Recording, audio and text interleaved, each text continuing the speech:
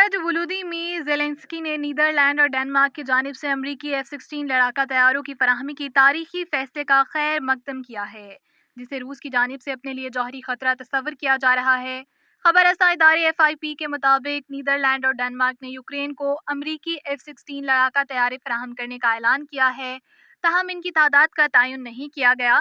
Volodymyr Zelensky روسی افواج کے خلاف جوابی کارروائیوں میں مصروف سوویت دور کے یوکرینی فضائیہ کو مضبوط بنانے کے لیے کئی ماہ سے جدید ترین طیاروں کی تلاش میں تھے۔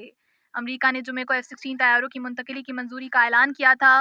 یوکرین کے پائلٹوں کی تربیت رواں ماہ شروع ہو گئی، جس کے بعد یوکرین 2024 کے شروع میں لڑاکا طیاروں کی تعیناتی شروع کر سکتا ہے۔ نیدرلینڈ کے دارالحکومت ہائی لینڈ میں وزیر اعظم مارک روٹے کے ہمراہ آئیڈہوون ایئر فورس بیس کے دورے کے دوران یوکرینی صدر ولودیمیر زیلنسکی نے کہا کہ یہ فیصلہ ہمارے لیے تاریخی، طاقتور اور متاثر کن ہے۔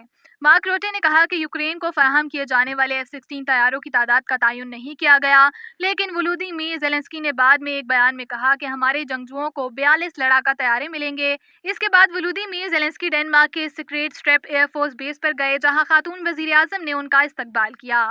انہوں نے کہا، ہمیں معلوم ہے کہ آپ کو مزید ضرورت ہے اور اسی وجہ سے آج ہم یوکرین کے 19 F-16 لڑاکا طیارے عطیہ کرنے کا اعلان کرتے ہیں۔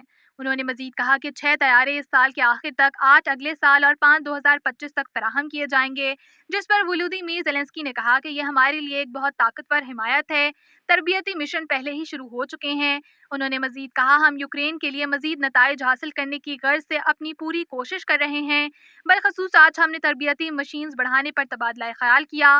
اتحادیوں کی جانب سے امریکی فوج ساز و سامان کی فروخت یا منتقلی کے حوالے سے امریکہ کے قوانین سخت ہیں۔